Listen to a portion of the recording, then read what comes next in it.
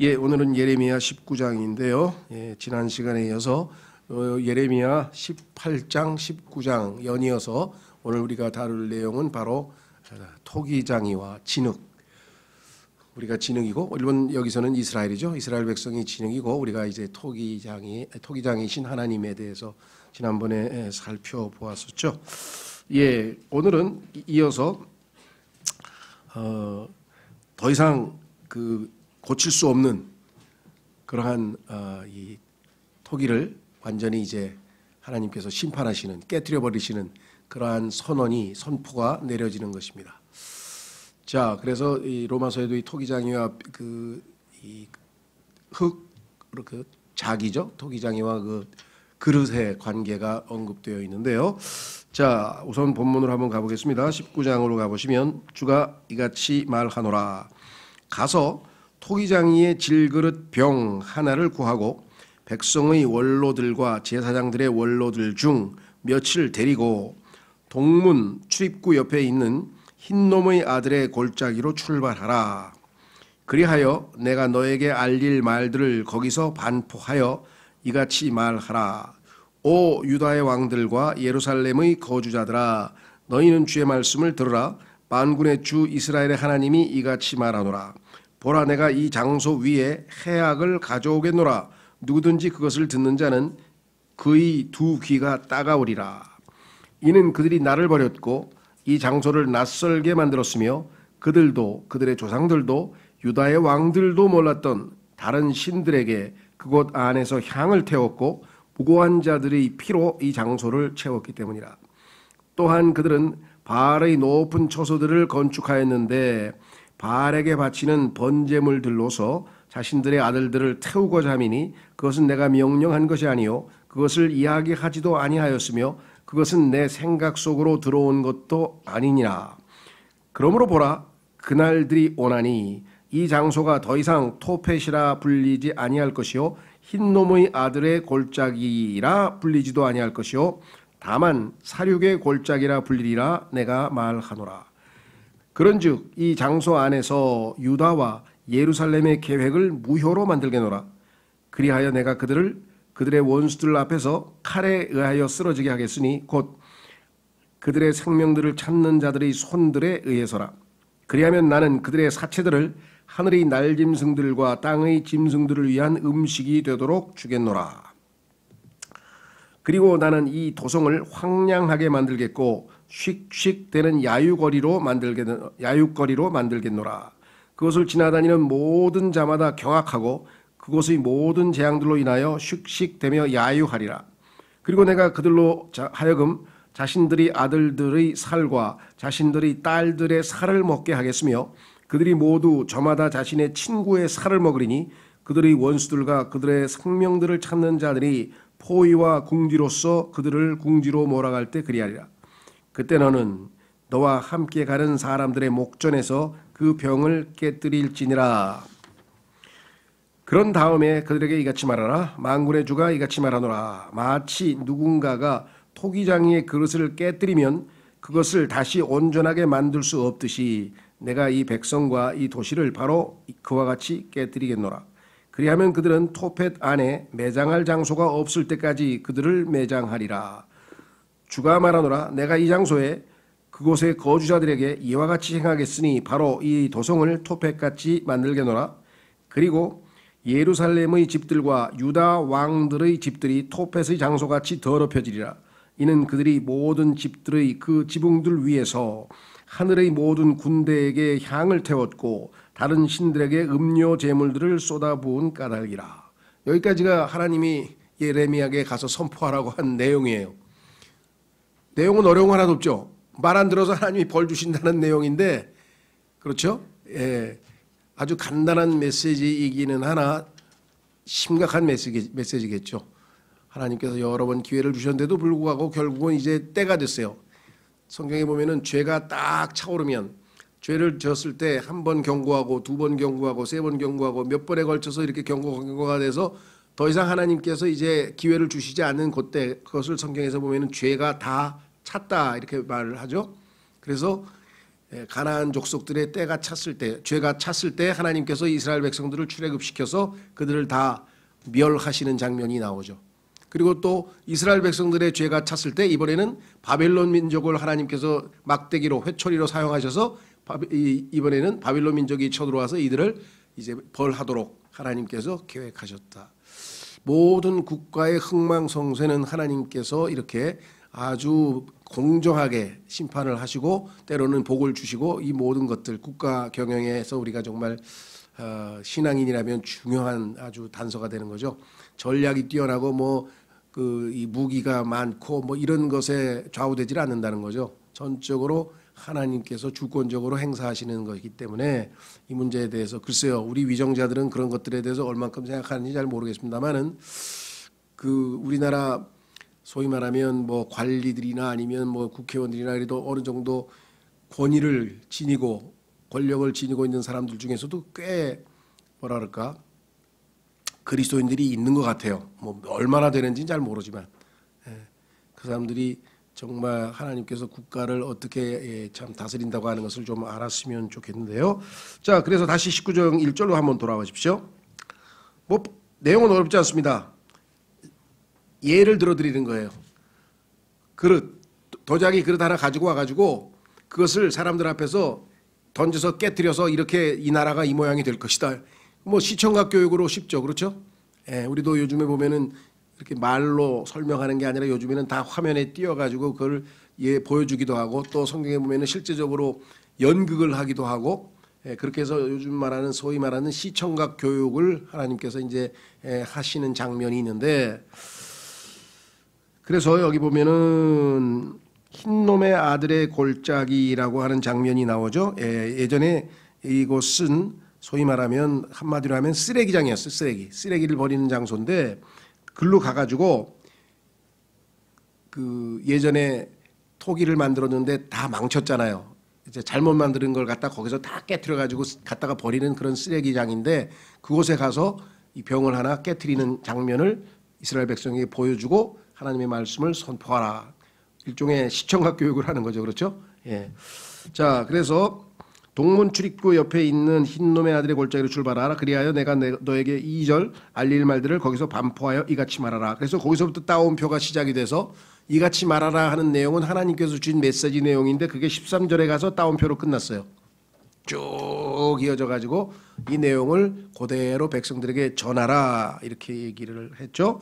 자, 그래서 그 내용은 우리가 아까 읽었던 것처럼 하나님께서 왜 이곳을 심판하실 것인지 그들이 보면은 3절에 보면은 누구든지 그것을 듣는 자가 그의 귀가 두 귀가 따가우리라는 얘기처럼 그 정도로 그냥 엄청나게 이 크게 소리가 나겠죠. 그 그릇을 다 깨트리면은요. 4절로 가시면 이유가 나와 있어요. 하나님께서 이렇게까지 심하게 심판하시는 이유는 하나님을 버렸어요. 이는 그들이 나를 버렸고 이 장소를 낯설게 만들었으며 그들도 그들의 조상들도 유다의 왕들도 몰랐던 다른 신들에게 성경에 보니까 하나님께서는 나 주라고 할 때는 이게 소위 말하면 그 영어에서는 주라고 번역을 한 것은 Lord라고 Lord라고 하는데 Lord가 다 굵은 글씨로 대문자로 돼 있어요. 그건 이제 여호와일 때에는 그래요. L자가 첫 자만 대문자가 되면 히브리어로 여호와가 아니고 아도나이라고 하는데 하여간 중요한 거는 하나님께서 나 주는 질투하는 하나님이라. 질투하는. 그러니까 하나님이 사랑하신 백성이 하나님 대신에 다른 신들을 사랑하면 그 여지없이 하나님의 그 질투의 대상이 되기 때문에 거기에 대한 마땅한 응징을 하나님께서 가하시는 거죠. 자문에 보면은 질투와 관련돼서 아주 무시무시한 얘기가 나오죠. 또 전도서에도 나오고 그만큼 그 질투라고 하는 것이 이 세상에서 가장 아주 강력한 파워잖아요. 그걸 막을 길이 없잖아요. 그 질투심이 일단 한번 일어나면 뭐 유명한 햄릿이라든가 여러 가지 셰익스피어의 작품에도 질투와 관련된 작품들이 많은 걸 보면 인간 사회에 있어서 그 질투가 갖는 이 좀 의미, 그렇죠? 형제간에도 질투 때문에 그냥 뭐 살인 행각을 벌어지는 경우도 있고요, 그죠? 같은 친구들끼리도 질투 때문에 뭐 아주 막 그런 일들이 벌어지고 그래서 질투는 중립적입니다. 좋은 질투도 있고 나쁜 질투도 있어요. 거룩한 질투도 있어요. 하나님의 질투는 거룩한 질투입니다. 왜? 하나님께서 자신을 완전히 내어주시기까지 온전한 사랑을 했기 때문에 당연히 온전한 사랑을 기대하고 있는데 그렇지 않고 다른 신들에게 가서 절을 했으니까 질투가 폭발할 수밖에 없는 것이고요. 그건 좋은 질투죠. 거룩한 질투. 반면에 나쁜 질투 있죠. 그거는 우리가 부정적이고 시기라고 번역하는 envy라고 할 때는 그거는 이제 나쁜 거예요. 시기는 좋은 쪽으로는 해석이 안 되죠. 좋은 질투는 있지만 좋은 시기심은 있을 수가 없는 거죠.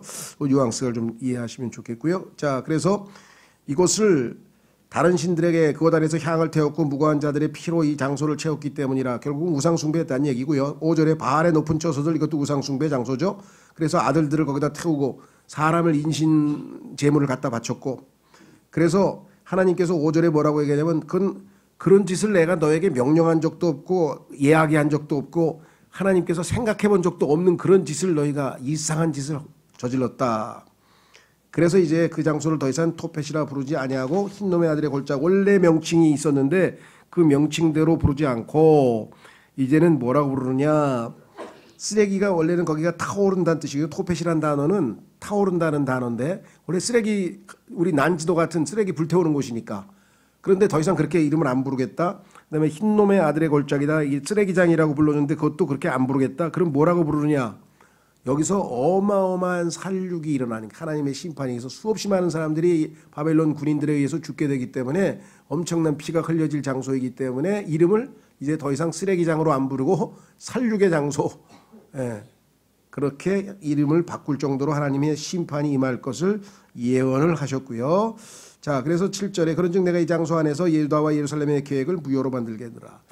유다와 예루살렘은 자기 신들의 계획을 짰어요. 어떻게 계획을 짰느냐. 자, 가만히 있어봐. 지금 바벨론이 쳐들어온다 그랬는데 우리가 어떻게 해야 될까. 그래서 남방에 있는 이집트가 강국이니까 이집트에 가서 도움을 요청하자. 우리로 치면 이제 도와달라 이거죠. 그래서 이집트의 도움을 받아서 바벨론을 물리치려고 나름대로 왕이 전략을 짰는데 그것은 하나님께서 허락하지 않는다 이거죠. 상징적으로 봤을 때 여러분들이 성경에서 이집트는 항상 세상을 예표하고 있잖아요. 그렇죠? 그래서 성경에 보면 이집트로 돌아가지 말라고 하는 얘기가 아브라함에게도 하셨고 이삭에게도 하셨고 여러 번 말씀하신 거 보죠. 그런데 이스라엘 백성들은 이집트가 그리워가지고 돌아가겠다고 막 떼를 쓰고 했던 장면들이 나오죠. 그래서 세상으로 다시 돌아간 유명한 성경의 인물이 누굽니까? 그렇죠. 데마. 참 데마는 한번 성경에서 너무 하늘나라에서 데마가 야 너도 나만큼 세상 사랑했는데 왜 자꾸만 내 이름만 들먹거려? 그런 사람도 있을지 모르겠는데 어쨌거나 하여간 데마는 현 세상을 사랑해서 당시 그리스 로마의 문명이 얼마나 화려했습니까? 그리스는 문화 예술이고 로마는 막 군인 군대 그다음에 건축 이런 거잖아요. 거기다 또 뭐랄까 사우나 문화, 이게 목욕탕 문화잖아요. 그래가지고 막 온갖 그 뭐랄까요, 막 쾌락과 관능과 막 뭐 이렇게 막 뭐 춤 뭐 목욕탕에서 그냥 그 귀족들 등 누워가지고 뭐 드레스 같은 거 입고 앉아가지고 막 무희들이 관능적인 춤 추고 막 이런 것들 그 환락 뭐 이런 게 이 당시에 이 그리스 로마 문명인데 그 현 세상을 사랑해서 바울을 버리고 중도에 떠나버린 사람이 데마라는 사람이 있었었는데요. 자, 그래서 너희 계획대로 안 될 거다 그랬습니다. 무효로 만들겠노라. 그리하여 내가 그들을 그들의 원수들 앞에서 칼에 의하여 쓰러지게 하겠으니 그러니까 사륙의 골짜기가 되겠죠. 곧 그들의 생명들을 찾는 자들의 손에 의해서라. 그리하면 나는 그들의 사체들을 하늘의 날짐승들과 땅의 짐승들을 위한 음식이 되도록 주겠노라. 하나님께서 정말 계획이 있으셨구나. 다. 성경에 보면은 마지막 때에 시체가 있는 곳에는 독수리가 있다는 그런 표현이 나오는데 정말 기가 막혀요. 동물의 왕국인가 뭐 이런 것 다큐멘터리 보면은 시체가 어마어마하게 있는 그 곳에서 하여간 그 날짐승 독수리 뭐 그다음에 뭐 매 이런 것들이 쫙 날아와 가지고 그냥 하나도 안 남기고 그냥 깨끗이 해치우잖아요. 청소하는 장면이 나오죠. 자, 그래서 8절 그리고 나는 이 도성을 황량하게 만들겠고 씩씩대는 야윗거리 막 정말 이게 수근수근대면서 아유 저렇게 뭐 하나님의 백성이라더니 저 꼴이 저게 뭐야 하면서 밤낮 이렇게 해서 사람들의 야유거리가 되겠죠. 그것을 지나다니는 모든 자마다 경악하고 저 사람들이 한때 솔로몬이 지배하고 세상에서 최고의 국가였는데 이게 지금 이 모양이 됐어 하면서 다 놀랄 거라 이거죠. 그렇죠? 예, 그것에 지금 여러분들 모르겠어요. 그 뭐 적당한 비유는 아닌 것 같은데 요즘에 보니까 뭐 이 아르헨티나라는 나라가 아주 막 그 저기 경제적으로 뭐 엉망이 돼가지고 그런데 2차 세계대전 당시만 해도 아르헨티나가 세계 5대 강국에 속해 있었던 나라예요. 그렇게 모든 면에서 아주 최강국이었던 나라가 지금 아주 몰락해가지고 지금 밤낮 막 그 이 정말 IMF에 뭐 구제 신청했다 또만 나라가 무너지고 또 나라가 무너지고 막 해서 지금 경제적인 어려움을 겪죠. 경악하고 그것의 모든 재앙들로 인한 휴식됨에 야말이라. 그리고 내가 그들로 하여금 자신들의 아들들의 살과 여러분이 사람의 살을 먹을 수 있을까요? 먹습니다. 여기 써 있잖아요. 예전에 보니까 비행기 추락해가지고 사람의 살 먹고 와가지고 살아난 사람 얘기 나온 거 들어보셨죠? 아마 그 유튜브 같은 데 보면 별로 이상한 일 그런 거 막 나오잖아요. 그러니까 어떤 사람은 물이 없어가지고 다른 사람의 땀을 핥아먹다가 그 사람이 죽었어요. 하도 시달려가지고 그런 경우도 있고요. 심지어는 유순한 여자가 맘씨가 아주 착하고 아주 그런 여자들도 자기 자녀들의 살을 먹는다고 성경에 써 있는 거 보면 인간은 무슨 짓을 할 수 있는 게 인간입니다. 예. 심지어는 아들들의 살과 자신들의 딸의 살들과 자신의 친구의 살도 먹는다 그랬어요. 극단에 몰리면은 인간은 무슨 짓든지 할 수 있는 존재다. 그때 너는 너와 함께 가는 사람들의 목전에서 그 병을 깨뜨릴지니라. 그래서 10절에 보면 뭐냐면은 이 상황을 보여주는 하나의 상징적인 사건이 뭐냐. 이 이스라엘 백성이 그 질그릇으로 하나님께서 묘사했잖아요. 우리도 질그릇이고 이스라엘 백성 질그릇인데 그게 깨지는 모습을 보여주면서 하나님의 심판을 선포하는 그러한 모습으로 이야기를 했습니다.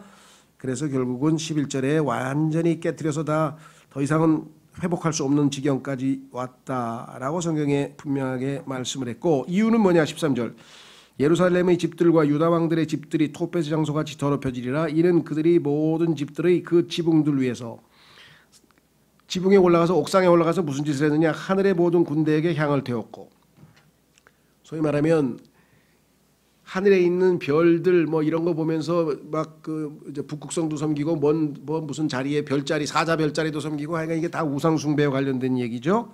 예. 그래서 다른 신들에게 음료 제물들을 쏘아부은 까닭이라.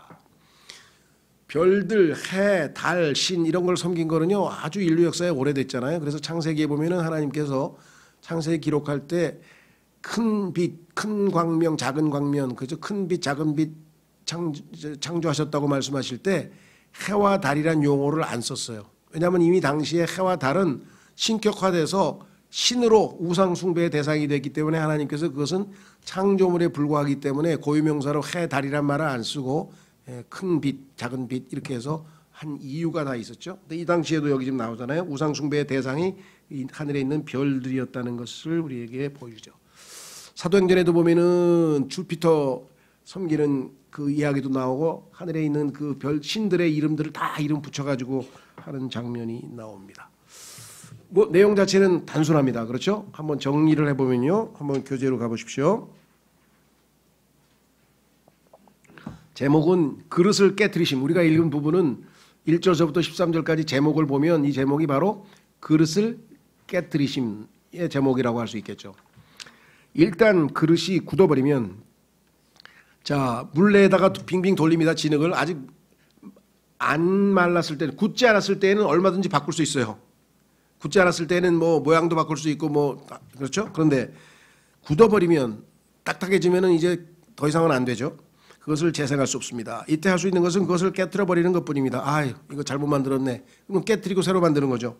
그래서 하나님께서는 바빌론이 유다를 포위했을 때 그 그릇을 깨뜨렸습니다. 그래서 지금 깨뜨리는 장면을 예언적으로 미리 보여주었죠. 너희 나라가 이 모양이 될 것이다. 흰놈의 아들의 골짜기에서 쪼개서 깨뜨렸죠. 이 민족은 수리될 수 없습니다. 이미 딱 딱딱하게 마음이 굳어버려가지고 하나님께 회개를 안 해. 도대체 돌이킬 생각을 안 하기 때문에 흰놈의 아들의 골짜기는 이교도들의 숭배 장소였는데, 여기 가면은 우상 숭배하는 장소인데 요시아가 그것을 쓰레기장으로 만들어 버렸습니다. 요시아는 개혁적인 군주였잖아요. 그래서 모든 우상 숭배를 없애버리기 위해서 우상 숭배하는 장소를 쓰레기장으로 난지도처럼 만들어 버렸어요.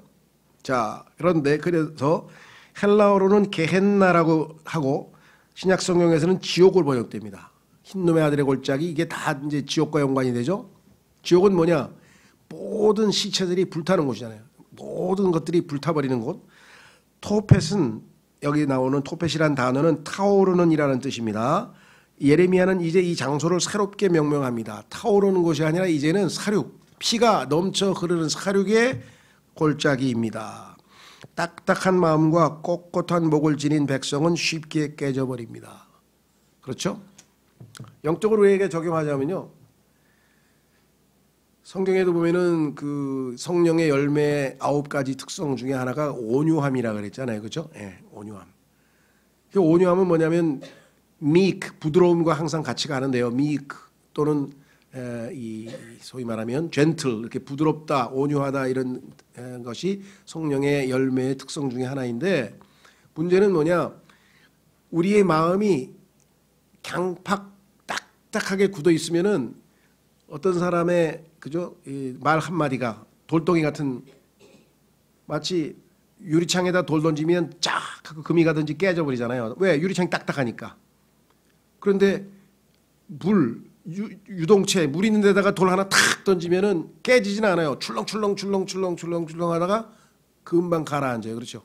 그러니까 성령에 충만해서 성령의 열매가 있는 사람들의 경우에는 상대방이 뭐 욕을 하든 뭐 막 돌덩이를 던지든 뭐 상처를 내든 좀 출렁출렁하다가 가라앉아 버려요. 이겨내는 거예요. 그런데 그렇지 않고 마음이 강팍한 사람은 조그만 돌 하나가 날아와도 팍 해서 금이 쫙 가는 거야. 그럼 막 상처가 돼가지고 막, 이게 영적인 성숙에서 다른 사람이 나한테 욕을 했다, 뭐 참을 수 없는 모욕을 했다, 비방을 했다, 뭐 야유를 했다, 이럴 때 몇 번 출렁출렁 하다가 금방 가라앉아서 온유의 모습을 되찾는 그런 사람은 영적으로 성숙한 사람이고, 별거 아닌 말인데 그냥 하루 종일 그냥 씩씩거리면서 어이 저거 그냥 어이 하면서 그냥 이런 손 이거 언제. 그러니까요, 하나님께서는 우리를 온유하게 하시려면은 몇 번 깨져 봐야 돼. 그렇죠? 예.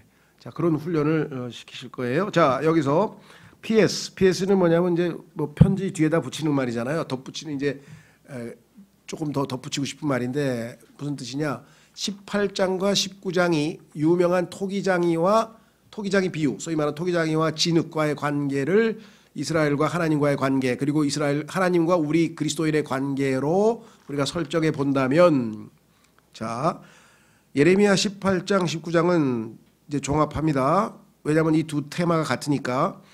토기장이와 진흙에 중점을 두고 있습니다. 18장에서 우리는 예언자가 예레미야 토기장이의 집을 방문하여 진흙으로 빚는 것을 지켜보는 것에 주목해야 됩니다. 잘 지켜보고 있었는데 19장에서는 어떤 일이 벌어졌는가? 그가 완성된 그릇을 가져다가 흰놈의 아들의 골짜기에서 부서뜨립니다.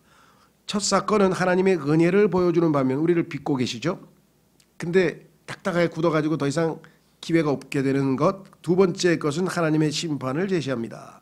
토기장이와 진흙을 생각할 때 우리는 우리의 생애의 모습과 우리와 하나님과의 관계에 대한 비유를 볼 수 있을 것입니다. 단지 이스라엘과 하나님과의 관계뿐만 아니라 이 구약 성경을 쓰신 목적이 뭐냐? 이 구약 성경을 읽고 우리 그리스도인들이 뭐라 그랬어요? 배운다 그랬잖아요. 인내를 배우고 위로를 얻고, 그렇죠? 예, 배운다 그랬어요. 뭘 배우는가? 하나님과 우리와의 관계. 자, 각 물체마다 의미를 가지고 있는데, 자, 하나님은 토기장이로 한번 생각해 봅시다. 인격, 하나님의 인격은, 자, 우리 성경에 보니까 실제로 써 있어요. 하나님은 토기장이, 또 우리는 진흙. 이사야서 64장 6절로 가보겠습니다. 8절. 이사야서 64장 8절에 가면 이렇게 써 있어요.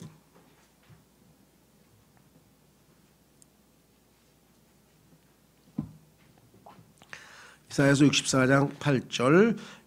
그러나 이제는 오 주여 당신께서는 우리의 아버지시니이다. 저희는 진흙이요 당신께서는 우리의 토기장이시니이다. 그런즉 저희 모두는 당신의 손의 작품이니이다. 에베소서에 보면은 우리가 하나님의 작품이라고 써 있는 것 신약에서도 적용되는 거 알 수 있죠? 예. 자, 그래서 하나님은 토기장이신 작품을 만드시는 분이시고 그분의 경우에 어떠한 정도의 능력을 가지고 있는가? 그분은 무엇인지 자기가 하고 싶은 대로 다 하실 수 있어요. 그렇죠? 만들었다. 마음에 안 들었다. 그럼 부셔버리고 다시 만들 수도 있고. 그래서 하나님의 절대 주권. 자, 로마서 9장으로 가보겠습니다. 거기서 그 얘기를 하죠. 아니 너는 진흙인데 톡인데 네가 토기장이에게 나를 왜 이렇게 만들었냐고 항의할 수 있겠느냐. 아니 만들고 싶은 사람이 만들었는데 뭔 말이 많으냐 이런 얘기가 나와요. 그래서 잘못 오해하면은 하나님께서 그럼 뭐 마음대로 하면 뭐 나는 아무것도 안 해도 되네 뭐 이렇게 생각하시는 분이 있는데 그건 아니고요. 오해하지 마시고요. 하나님의 절대 주권이라고 해서 우리의 자유와 인격을 무시하는가 그렇지는 않습니다. 이건 서로 양립될 수 있어요. 로마서 9장 보시면 20절 로마서 9장 20절 오 사람아 아니니라 오히려 하나님께 대꾸하는 너는 누구냐 지음받은 것이 그게 톡이죠. 진흙으로 만들어진 것 톡이 그것을 지으신 분께 당신은 어찌하여 나를 이와 같이 만드셨나이까라고 말하겠느냐? 그건 말이 안 되죠. 예. 토기장이가 동일한 덩어리의 진흙으로 그릇 하나를 만들어 영예에 이르게 하고 또 다른 그릇을 만들어 불명예에 이르게 할 권한이 없겠느냐? 하나는 만들어서 깨트려버리고 하나는 멋지게 만들어서 탁 전시하고 그거 하고 싶은 사람이 마음대로 하는 건데 네가 왜 거기에 대해서 말이 많으냐 하면서 만일 하나님께서 자신의 진노를 보이려는 의사가 있으시고 또 자신의 권능을 알려지게 하는 의사가 있으셔서 마음을 딱 잡수시고 심판을 해야 되겠다. 그러면 어떻게 해요? 멸망에 적합한 진노의 그릇들을 심히 오래 참으심으로 인내하시며 이스라엘 백성에게 얼마나 오래 참으셨다가 나중에 깨뜨려 버리셨어요. 처음부터 깨뜨려 버린 게 아니잖아요. 은혜를 베푸셨죠. 23절 그분께서 친히 영광이 이르도록 미리 예비하신 자비의 그릇들 우리가 자비의 그릇들이 됐어요. 진노의 그릇들에서 예수 그리스도 하나님의 아들을 믿었더니 우리가 신분이 진노의 그릇에서 자비의 그릇도 바뀌었죠. 자신의 영광의 부요함에 알려지게 하고자 하셨다면 어찌하겠느냐. 하나님의 계획과 절대 주권하에 놓여 있는 것 아니냐. 하나님의 전능하심. 세 번째 하나님의 계획은 뭐냐. 말씀하신 것처럼 하나님은 우리의 작품이잖아요. 우리가 하나님의 작품이잖아요. 그래서 하나님이 한번 시작하시면 결국에는 하나님의 계획이 완성된다. 그래서 결국은 이스라엘도 회개하고 마지막 때에 되돌아오잖아요. 회복되잖아요. 이스라엘이 회복되는 거 아시죠? 예. 자, 그래서 빌립보서 1장 6절로 가시면 한번 선한 일을 시작하신 분께서는 그것이 완전히 완성될 때까지. 이 말씀이 우리에게 얼마나 위로가 됩니까? 그렇죠? 가만히 있어봐. 내가 지금 신앙생활한 지가 지금 막 30년, 40년이나 됐는데 이게 내가 지금 하나님 보시기에 이게 지금 작품이 완성이 된, 완성은커녕 이게 지금 어떤 모습인가를 한번 쭉 살펴볼 때 내가 우리가 우리 자신을 쳐다보면 낙심할 수밖에 없지만 하나님의 약속을 붙들면 우리가 다시 전진할 수 있다. 빌립보서 1장 6절에 바로 이것을 확신하노니 너희 안에서 선한 일을 시작하신 그분께서 예수 그리스도의 날까지 그것을 완수하시리라는 것이라. 하나님은 작품을 만들다가 중도에 포기하신 분이 아니고 결국은 완성품을 만드셔서 여러분과 저를 하나님의 아들의 형상과 똑같이 만드실 거라 그랬어요. 자, 여러분들 엄청난 미래를 약속받고 있는데 확인해 보겠습니다. 요한일서 3장. 요한일서 3장으로 가면 이 말씀을 보면 정말 의구심이 생기다가도 동시에 또 소망이 생기는 거예요. 자, 요한일서 3장 2절. 요한일서 3장 2절. 사랑받는 자들아. 하나님의 사랑을 받는 자들이잖아요. 우리가. 사랑받는 자들아. 이제 우리는 하나님의 아들들이라. 지금 현재 우리를 하나님의 아들로 만드셨어요. 그리고 우리가 어떻게 될 것인지 아직 나타나지 아니하나. 우리가 예수님처럼 될 건데 아직은 안 나타났죠. 여러분들 그 요즘에 그 자녀들, 아기들 그 뱃속에서 잉태된 상태에서 자라나는 모습을 초음파로 찍잖아요. 한 3개월쯤 되면 이게 사람 같지가 않잖아요. 그 모양이 아직은. 그렇죠? 예. 우리가 아직은 하나님의 아들의 모습으로 사람들에게 비춰지질 않아요. 영적으로 그 정도 성숙이 안 됐기 때문에. 그러나 나중에 5개월, 6개월, 7개월 가면 막 점점 사람처럼 보이면서 막 팔다리가 나오고 이렇게 되는 것처럼 우리에게도 그와 같은 예수 그리스도의 모습으로 변화되는 과정이 있다. 그래서 여기 나와 있죠. 그분께서 나타나실 때 완성이야. 그분께서 나타나실 때 우리가 그분과 같이 되리라는 것을 우리가 아느니라. 이는 우리가 그분을 그분 그대로 볼 것이기 때문이라. 따라서 하나님의 계획은 어마어마해요. 그러니까 우리가 우리 생각으로 이해할 수는 없어. 내가 예수님처럼 된다고? 내 육체가 영광스러운 썩지 않는 육체로 바뀌는 것은 하나님은 기적을 베푸시니까 하실 수 있겠지. 그런데 내가 예수님처럼 성령의 열매를 항상 맺고 하나님을 항상 기쁘시게 하는 그러한 존귀한 인격으로 바뀐다고? 그거 하시겠다는 거예요, 하나님께서. 그렇죠? 예. 여기서 그 목표를 바라보면서 넘어져도 계속해서 그 목표로 진행하는 거예요. 그래서 결국은 하나님께서 완성하실 것이다. 그게 하나님의 계획이에요. 여기에는 어마어마한 인내가 필요하죠. 그렇죠? 하나님께서도 인내하셔야 되고 우리도 또 인내해야 돼요. 자, 확인해 보겠습니다. 로마서 8장.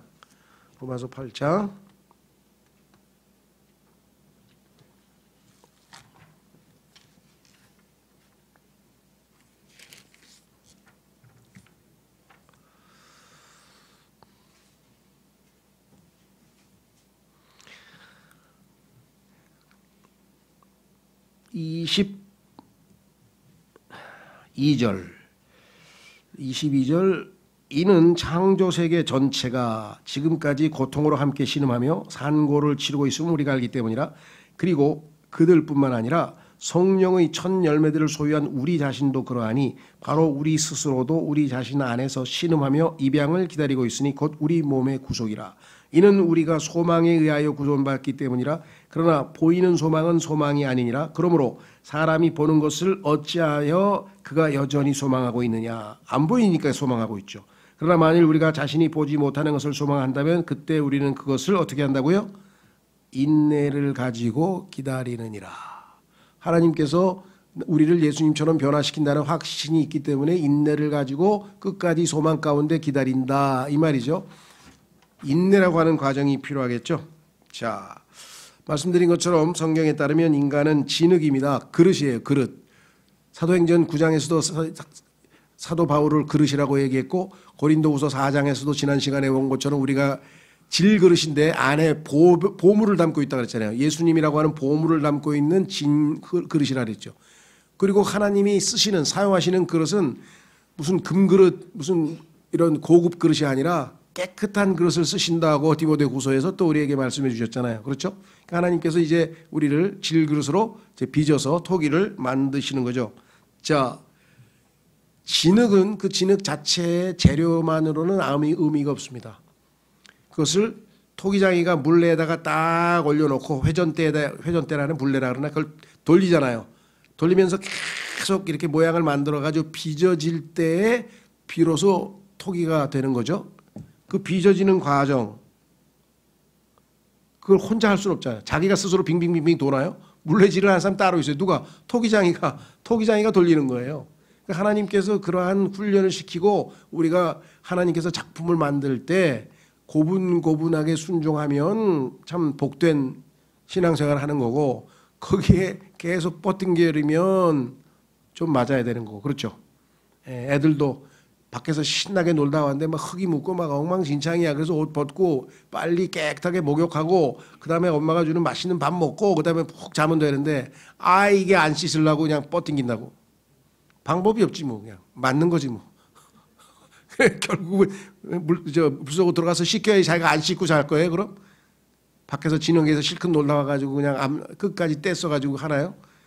그렇게 재우는 부모가 없듯이 하나님께서도 그 떼쓰고 그러고 한다고 소용없으니까 고분고분하면 제일 순종하는 게 좋겠죠. 말씀드린 것처럼 우리의 인생은 하나님이 돌리는 거예요. 돌리는 그 물레. 그렇죠? 그래서 그 모든 환경과 모든 것을 다 조절합니다. 어떨 때는 빨리 돌렸다가 어떨 때는 돌리다가 확 눌러가지고 이렇게 목을 병 만들 때는 이렇게 확 좁혔다가 느렸다가 막 온갖 걸 다 하잖아요. 그래서 누가 말했는지 기억이 잘 안 나요? 유명한 명언 중에 기독교 이 영적인 명언 중에 환경은 하나님입니다. 그 얘기는 뭐냐면 우리에게 허락하신 환경은 다 하나님으로부터 한다 이거야. 그게 불행한 환경이든 괴로운 환경이든 힘든 환경이든 즐거운 환경이든 뭐 나에게 주어진 여건, 자식과의 관계가 됐던 직장의 문제가 됐던 육체적인 질병이 됐던 아니면 사회생활이 됐든 뭐가 됐든 간에 나를 둘러싸고 있는 모든 환경적인 요건들은 다 하나님께서 최적의 상태로 우리를 빚기 위해서 만들어 놓은 장치라는 거죠. 그건 절대적으로 하나님을 신뢰할 때만 그걸 믿을 수 있어. 그렇죠? 아니면 얼마나 괴롭습니까? 내 마음에 안 드는 환경이 계속 이어져. 그럼 얼마나 힘들겠어요, 그거를. 그러나 하나님에 대한, 토기장에 대한 신뢰가 있는 사람은 고분고분하게 그 환경을 수용하고 받아들이는 거예요. 영적으로 성숙할수록. 그래서 만약에 여기서 불순종하고 뻗팅기면 이게 돌리는데 안 돌아가려면 어떻게 했어요? 결국은 하나님께서 그냥 그 그릇은 깨뜨려 버리는 거죠. 그래서 지금 이스라엘 백성이 심판받는 장면과 우리가 하나님으로부터 징계받는 장면도 있습니다. 요셉과 같이 순종 잘해서 하나님께서 빚어서 총리까지 만든 사람이 있는가 하면 야곱은 정말 하여간 20년 동안 속된 말로 그냥 뺑뺑이를 너무 많이 돌았어. 그냥 야곱처럼 훈련 많이 받은 사람도 별로 없을 것 같아요. 그죠? 결국은 그래도 하나님은 야곱을 빚어내셔서 아주 영적으로 성숙하게 돼서 당시의 최고 이집트를 당시의 제국의 황제였던 그 파라오를 손을 얹고 복을 빌어줬어요. 근데 성경에 보면은 복을 빌어주는 자가 큰 자고 축복을 받는 자는 뭐예요? 작은 자죠. 큰 자가 작은 자에게 복을 빌어준다 했잖아요. 그러면 야곱이 손을 얹고 황제를 하나님이 당신에게 복을 주시기를 원하노라 이렇게 얘기하면은 누가 더 큰 자예요? 성경에 따르면 야곱이죠. 그 정도로 야곱이 나중에는 변화받고 됐다 그랬습니다. 자, 그 중에 이제 마지막 완성이 되려면 이게 빚은 다음에 어떻게 됩니까? 최종 가마에다 구워야 될 거 아니에요. 용광로 속으로 들어가가지고 열을 받아야 되잖아요. 그래야 이게 막 윤기가 나고 딱딱하게 굳으면서 아름답게 되듯이 욥기에 나오잖아요. 그냥 용광로처럼 거기서 빚어져 가지고 자기가 청금같이 빛나 가지고 나올 거라고 하는 그 유명한 욥의 고백이 있죠. 그래서 한번 욥의 고백을 한번 우리가 확인하고 마무리 짓겠습니다. 욥의 고백을 한번 확인하고 마무리를 짓겠습니다. 자, 욥기 23장 10절. 정말 이 말씀은 너무나 유명한 말씀이지만 우리가 이 말씀을 붙들고 믿음으로 정말 나아갈 거냐? 그렇죠? 욥기 23장 10절. 욥기 23장 10절 읽고 우리 오늘 말씀을 되새기면서 기도하겠습니다. 그러나 그분께서 내가 택하는 길을 알고 계시느니라. 그분께서 나를 정련하셨을 때 내가 금같이 나오리라. 우리도 정말 금같이 우리가 나올 때까지 주님의 길을 순종하면서 갈 수 있도록 주님 도와주십시오. 다 같이 기도하겠습니다.